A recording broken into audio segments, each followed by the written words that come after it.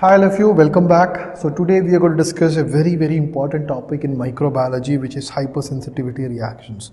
Not only this topic is very important for your NEET, INI-CET theory exam, it's also important in dentistry because your lignocaine, your local anesthetic, your antibiotic penicillin can cause anaphylactic reactions. Okay, even the substances in your orthodontic wires can cause, nickel especially, can cause allergies or hypersensitivity reactions. Okay, so it's important in either perspective. So let us start. Now basically, what is hypersensitivity? Means the body is responding overwhelmingly or hyperly. Okay, there's a hypersensitivity to something. Okay, so there are 4 types of hypersensitivity reactions. Okay, type 1, definitely I will come to details of this. Type 2, type 3 and type 4. What I want you to learn here is type 1, 2 and 3 is antigen antibody mediated. Okay, and type 4 is cell mediated. Now when I'm saying antigen antibody mediated, it should be understood that in either type 1, 2, 3 as well as type 4 there is antigen there. Okay, the only thing what varies is in type 1, 2 and 3 it is antibody mediated primarily. Okay, antibody is there working, and here it is T cell mediated. Now going to the basics once again, there is lectures which explains about all these immune cells and all, but once again, what are the 2 very important immune cells in the body? B cells and T cells. B cells produce what? Antibodies. Okay, and T cells is involved in the type 4 immunity. Okay, so indirectly saying that B cells are involved in the type 1, 2, 3. Okay, and type 4 is the T cells. Okay, now does it mean that T cells are not there in type 1, 2, 3? No. Okay, it is there. But in general, to understand, it is type 4 is majorly mediated by T cells, and there is no role of antibodies here. That's the key. Okay, T cells are there in 1, 2 and 3. I'll come to that. Okay, but in type 4 there is no antibody involved. Now we are going to study the first 3 types, type 1, 2 and 3 as a chart. Okay, there are certain differences we have to understand, then we'll go into individually. Okay, so as a chart we'll study them, then finally we'll come on to the type 4. Okay, so to start with, there are 3 major components you have to study. One is antigen, second is antibody, and the third one is antigen antibody complex. Okay, the antigen antibody complex. So let us see one by one. In type 1, the antigen is free. Now antigen is something which provokes immunity, which comes from outside or probably maybe inside also, but it is something which provokes the immunity. Bacteria is an antigen. Okay, so understand that in type 1 it is free, it is not attached to anything, it is not involved or attached to any surface of the cell as such. It goes and attaches to the antibody, but when it is made available, it is free, or when it enters into the body, it is free.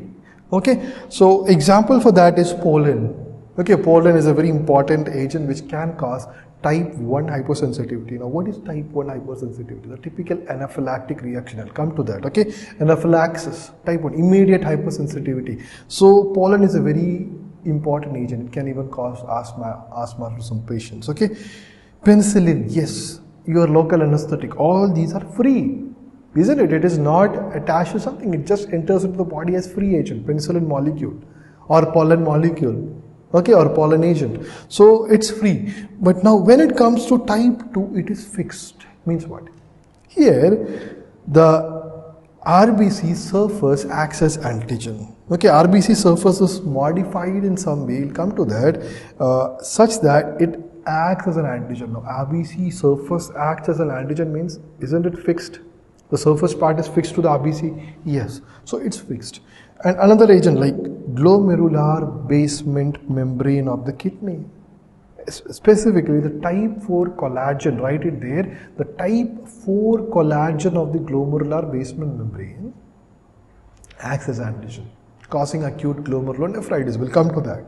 Okay, then type 3 again, it is free, but it is different. It is mostly intrinsic as well as some bacteria. So it's free DNA. Example is free DNA. Now free DNA acts as an antigen where? Which disease? SLE. Okay, the cell bursts out, the nuclei bursts out, DNA comes out of the cell, and outside the nucleus, DNA is a very potential, very powerful antigen. It can stimulate lots of reaction. And yes, antibodies are produced against that DNA. Remember, SLE is in SLE, what do you see? Anti-nuclear antibody. So that is it. Free DNA acts as an antigen here, and antibodies produced against this free DNA and causing the SLE. We'll come to more examples, but just to understand here, the first case, you have free antigen. Second case, you have got attached or fixed antigen. Third, also there's free antigen. Now let us come on to the antibody in this case. In this type 1, the antibody is fixed. Antibody which is involved here is IgE antibody, and it is fixed. Fixed onto what?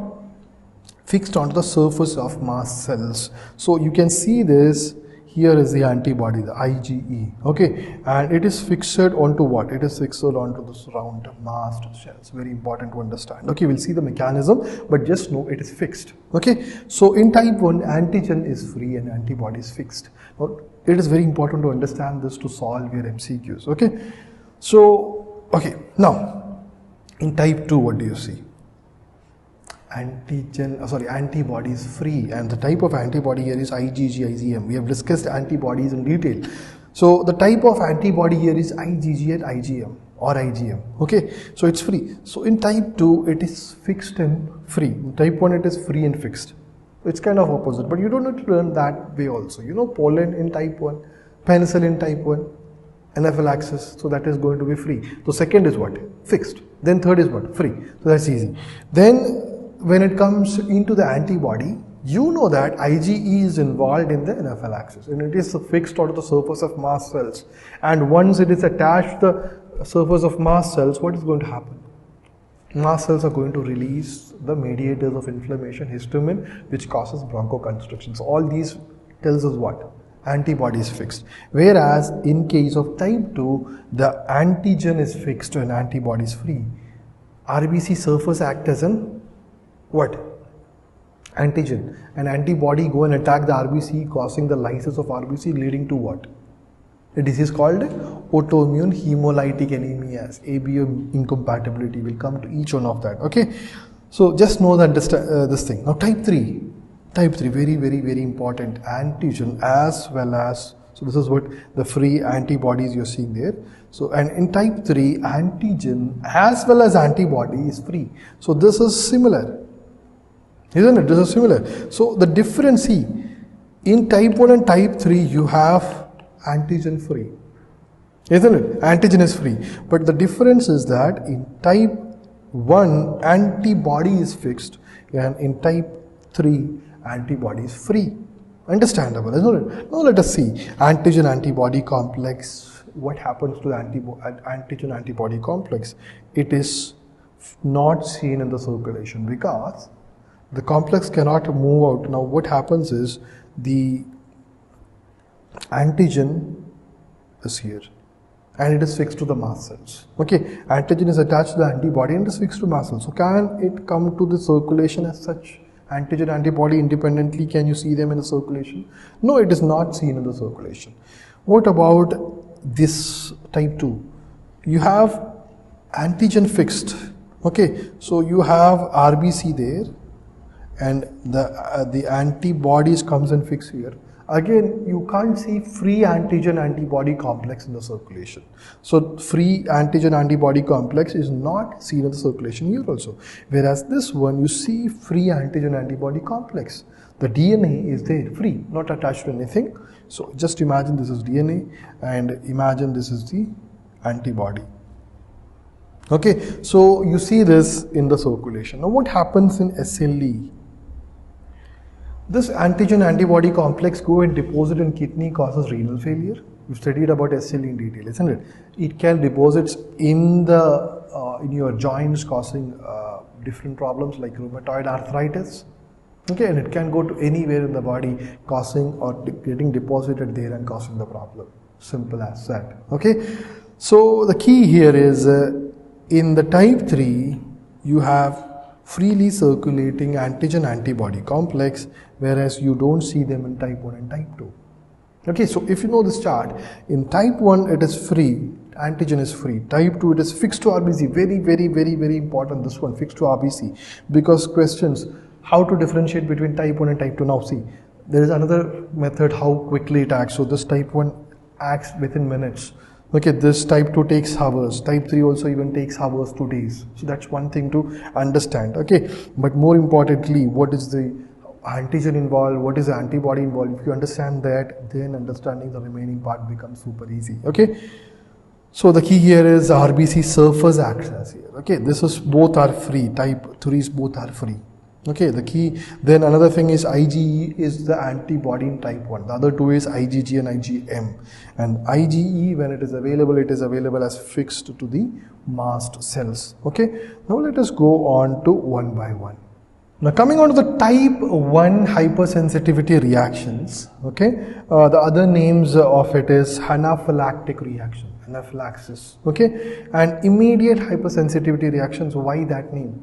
Because the reaction is immediate. Once the penicillin goes in, within minutes, 10 to 15 minutes, the body starts showing the manifestation of anaphylaxis. Okay, so now what the most important thing you have to know for NEET perspective, examples, and how is it connected. I'll let you know that. Okay, so the first thing is examples, then we'll come to the mechanism how it happens. Okay, examples. Now there is two sets of examples here. One is localized hypersensitivity or localized type 1 hypersensitivity, and there is generalized.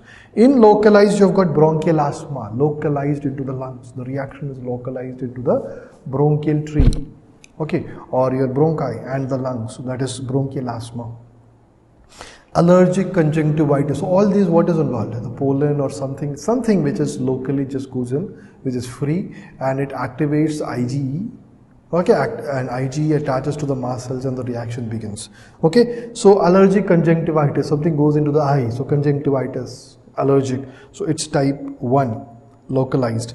Allergic rhinitis, the other name is hay fever. Okay, allergic rhinitis related to the nose, something goes to into the nose and it causes allergic rhinitis and hay fever. So how to remember them?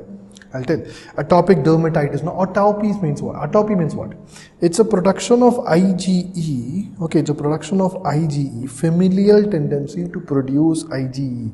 That is, within family, many members are producing IgE for something which just comes in. Okay, for me, for example, in my family, there is no issue. I take some shrimps, for example. I take shrimps. Okay, then the body doesn't have no issues.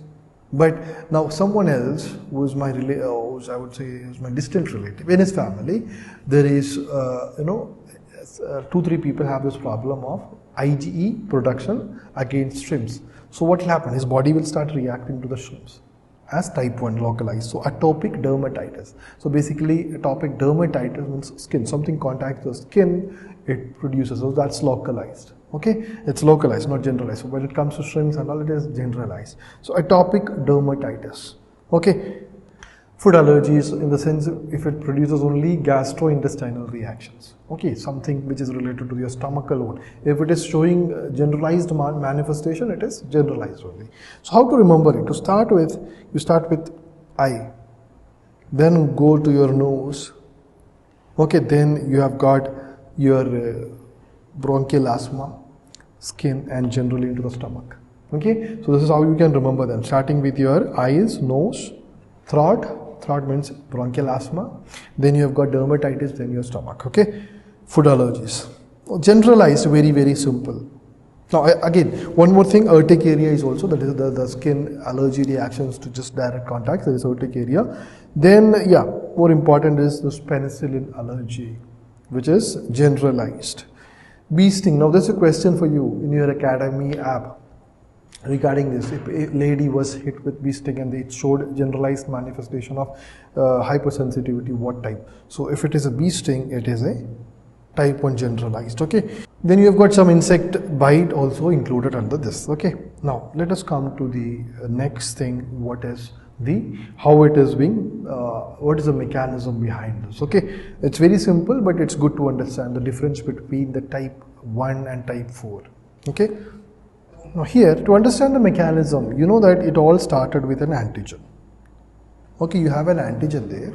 Okay, and you have got a macrophage here. Okay, macrophage is a very important cell in type 1 hypersensitivity reaction. You have a macrophage here. Now this antigen goes into the macrophage. This stimulates something. This stimulates something known as MHC class 2. We have studied about MHC. MHC, the chromosome is in chromosome number 6. We have studied this, isn't it? Chromosome 6. The gene for MHC class 2 molecule is on the chromosome number 6. That's an MCQ. Okay, so it stimulates the entry of this pollen into the macrophage, stimulates MHC class 2. Now what MHC class 2 does is it presents itself on the surface of this macrophage.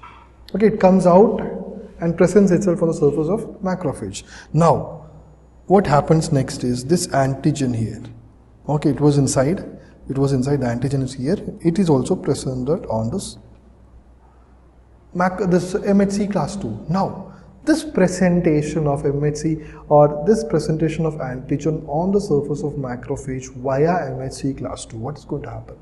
This is going to stimulate a group of cells known as Th2 cells. Very, very important. T helper 2. There is T helper 1 also, which we will see in the type 4. So it stimulates Th. This process stimulates Th2 helper cells. Okay, now Th2, what's the role of Th2 helper cells? The role of Th2 helper cells is to stimulate B cells. Okay, once the B cells is stimulated, what is going to happen next? Antibodies. What type of antibodies in type 1? IgE antibody is synthesized. Once this IgE antibody is synthesized, what is going to happen next? It goes, so this is the mast cell. Okay, let me use some other, this is the mast cell. Okay, this IgE antibody goes and sits on the surface of what? The mast cells and basophils, mast cells and basophils. So this is the process. So initially what has happened? We had the pollen going into the macrophage, synthesizing or activating MHC class 2. This MHC class 2 presents the antigen on the surface of the macrophage. So macrophage is an antigen presenting cell. That's why macrophage is known as what? Antigen presenting cell, because it is presenting the antigen to whom? Th2. This Th2 will start proliferating. Okay, and it activates B cells. Once B cells are activated, you know that antibodies IgE is produced.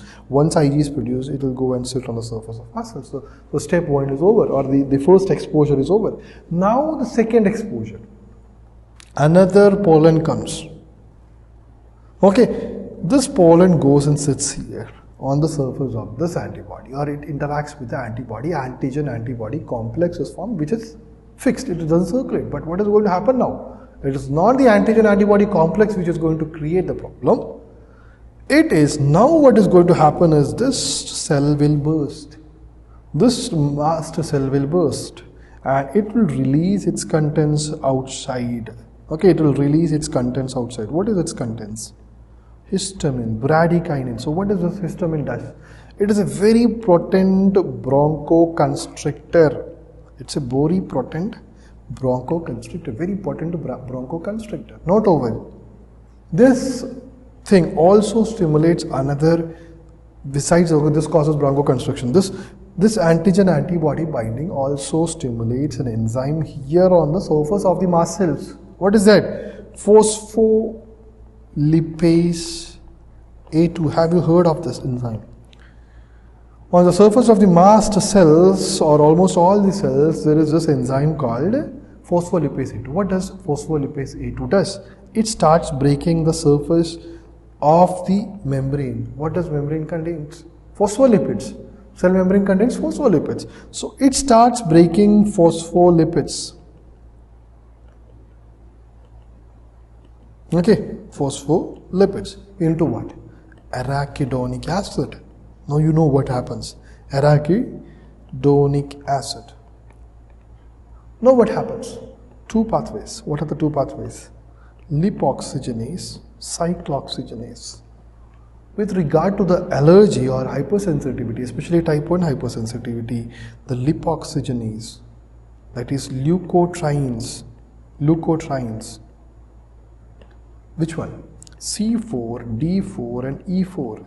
Okay, leukotriene LT, that is leukotriene C4, D4, E4. This was collectively known as SRSA, slow reacting substance of anaphylaxis. So lots of things we learned now. And cyclooxygenase pathway, what we get? Prostaglandins. Okay, this is again pro-inflammatory, causes inflammation. So C4, D4, E4 is the most important thing. This is a very potent bronchoconstrictor again. And different inflammatory reactions it will cause. So this is what happens in type 1. Okay, the binding will release, one is the mediators of inflammation within the cell, as well as the cell membrane will start releasing or phospholipase will start dissolving the cell membrane, digesting cell membrane into leukotrienes, of which leukotriene C4, D4, E4 is the slow reacting substance of anaphylaxis. So the key here is Th2, one, and the histamine bradykinin and leukotrienes. So this is all happens with one piece of pollen or penicillin or whatever. Okay, so this is the type 1 hypersensitivity reaction. This is the same for all these things, examples we studied. Okay, and we'll go now on to the type 2. Now let us come on to the next type of hypersensitivity reaction, which is type 2 hypersensitivity reactions. Again, the other names, antibody mediated. Now why is it? The antigen is fixed, antibody is free to move here, isn't it? Antigen is fixed on surface of RBC or glomerular basal membrane, but antibody is free to move, which mediates the reaction. That is what you have to understand. Another name for this is cytolytic hypersensitivity, not HSV, it is HSR. Okay, it is HSR. This is corrected. HSV is herpes simplex virus. This is hypersensitivity reactions. So cytolytic means what? Here, what do you see? Hemolysis. The antibody comes and attacks the antigen on surface of the RBCs and it just lyses the RBC. So what happens? There is cytolytic or cytotoxic, cell toxic. Okay, so that's why the name is cytolytic. Now again, let us see the examples and let us explain the examples here. Okay, it's a little, the previous one everything was connected from your eyes to your stomach. Then going on to the insect bite, bee sting and the penicillin allergies. Okay, now see here it is a little bit disconnected, so let us discuss one by one. Autoimmune hemolytic anemia, what is happening here? The cell surface, the RBC cell surface in itself is modified into an antigen. How it is modified? I'll give you the example. This will differentiate, this will help you to differentiate between type 1 and type 2. Now see, imagine a patient is taking penicillin and the penicillin stimulates IgE production. What type of hypersensitivity it is? Type 1, and especially when the reaction or the manifestation is within minutes, it is type 1. On the other hand, the penicillin doesn't stimulate IgE production. Okay, it doesn't stimulate Th2 production. So instead what it does, just imagine this is an RBC. Okay, and you give your patient penicillin. This penicillin goes and sits on the surface of the RBC, and what it does, it modifies the surface of RBC such a way that the IgG,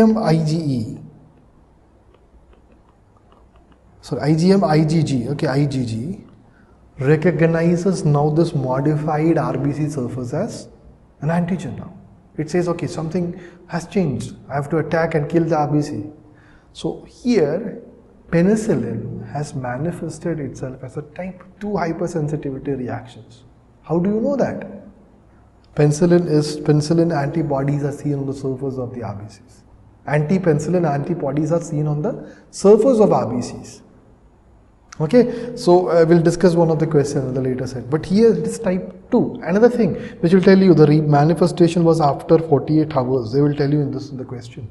Or some hours. Okay, so that means it is a type 2 hypersensitivity. So both of them caused by penicillin, but the the mechanism is different.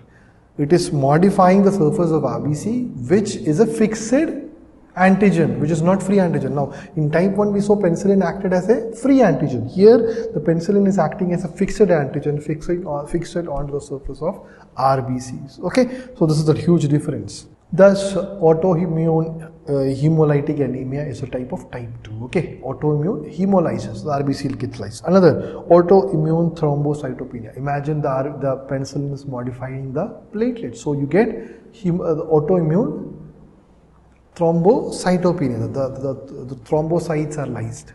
Okay, now you can also get autoimmune neutropenia in the same way. Okay, now ABO incompatibility, again RBC surface is the antigen. ABO antigen is where? On the surface of RBCs. Now imagine the body doesn't recognize this ABO antigen. Okay, on the surface of RBCs there is ABO antigen. Okay, and the body says, okay, this is not mine. The body starts attacking or producing antibodies against it, an attack. What type of it is? Again, the antigen is fixed. Okay, the antigen is what? ABO. So it is fixed. For example, now this antigen is A and the body produces B type antibodies. It will attack. Okay, the body has got B antigen, it's normal, and it is from another person by mistake has been received. Okay, ABO incompatibility, which is described in better detail in physiology. Okay, I'm not discussing that, but here it is what is important to understand is the antigen is on the surface of RBC. Again, it is a fixed antigen, free antibody attacking type 2. Okay, RH incompatibility, same thing, same mechanism, no need to explain. Goodpasture's disease. Now this is something again needs a little bit of explanation. What happens here is the glomerular basement membrane, I'm just drawing a base membrane, has got type 4 collagen. Okay, there is type 4 collagen on the glomerular basement membrane. Body all of a sudden thinks that, okay, this is not mine. It starts producing antibody, and the antibody will come and attack this glomerular basement membrane of the kidney, destroys it, leading to what is known as Goodpasture's syndrome. Okay, Goodpasture's syndrome, which is a type of acute glomerulonephritis, an autoimmune acute glomerulonephritis. Now, next one, acute rheumatic fever. Now, rheumatic fever and rheumatoid arthritis, people always mistake this. Rheumatoid arthritis is something which is primarily affecting the joint. Rheumatic fever primarily affects your cardiac tissues. Okay, how it happens? Rheumatic fever.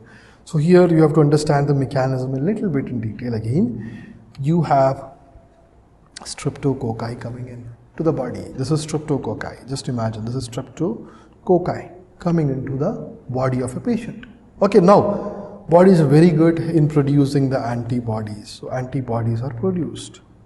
Okay, antibodies are produced against the streptococci. The body starts destroying the streptococci.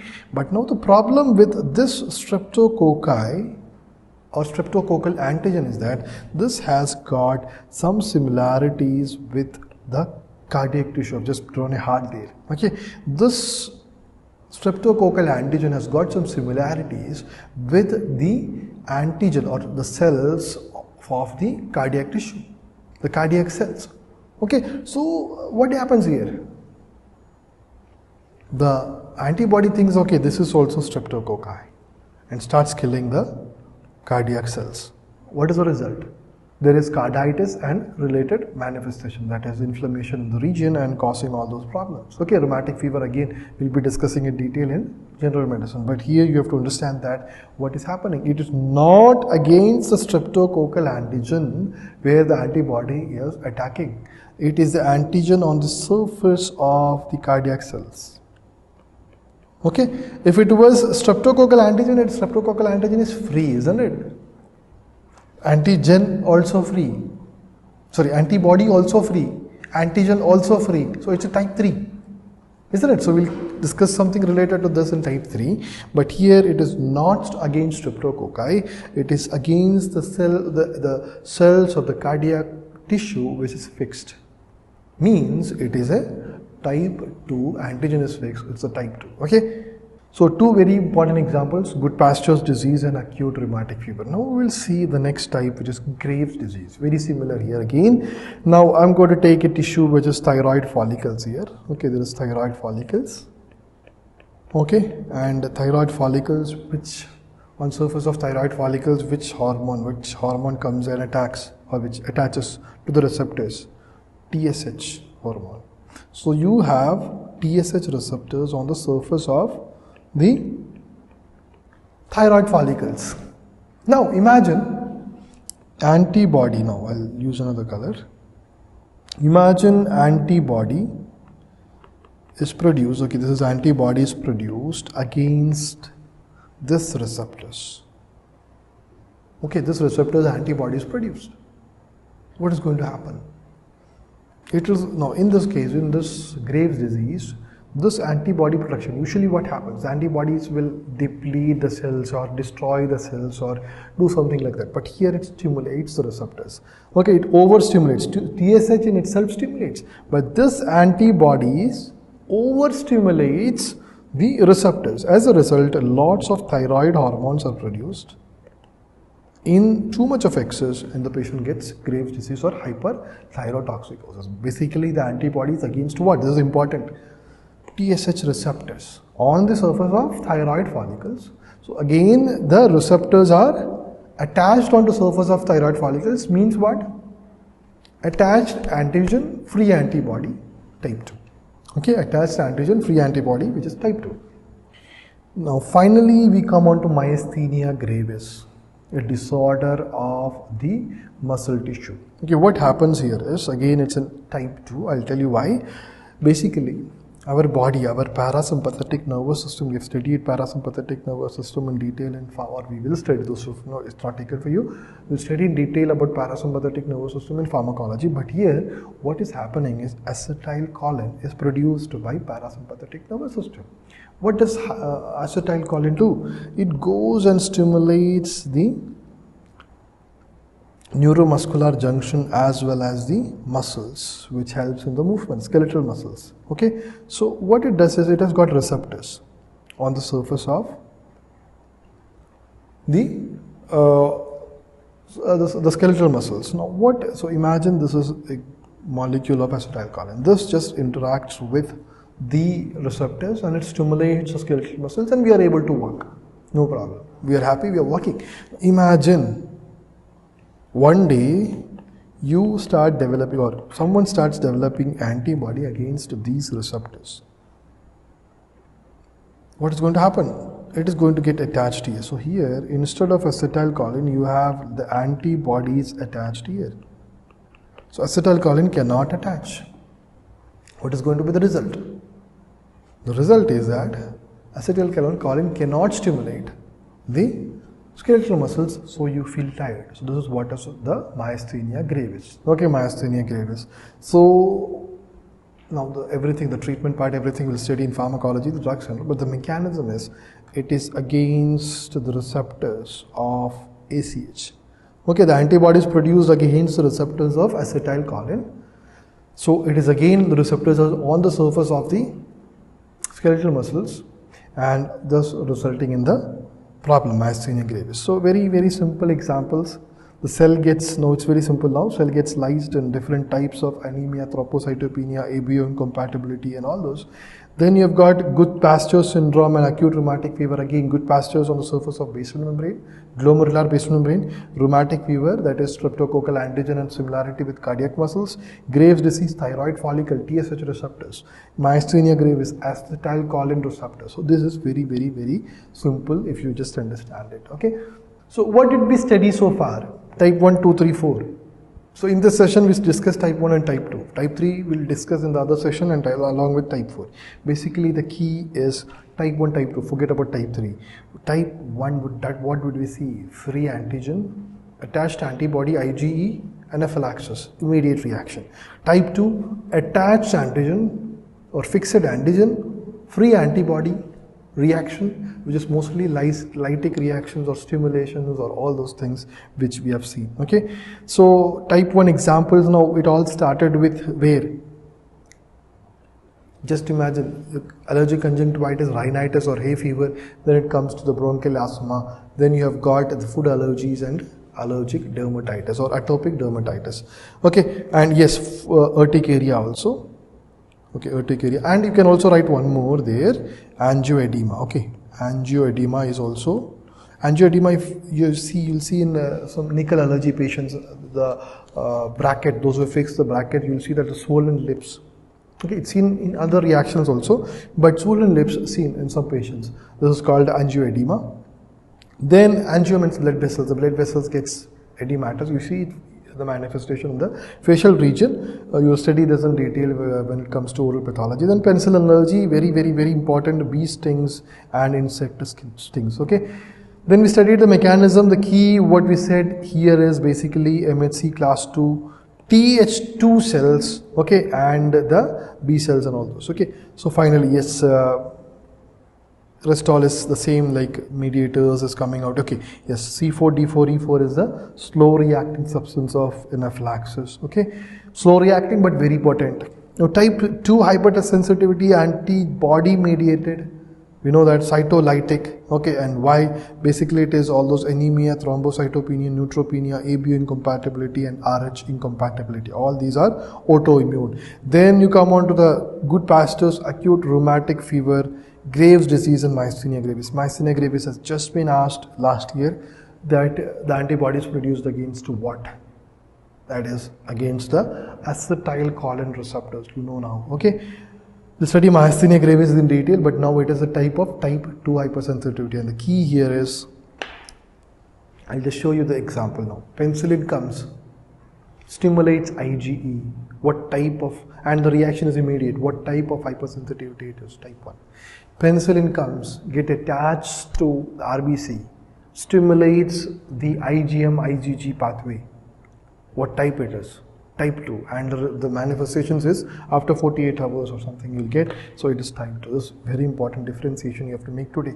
Okay, now next we'll discuss about type 3 in detail tomorrow or in the next session, and also about the type 4. Okay, thank you so much. See you in the next class. Goodbye.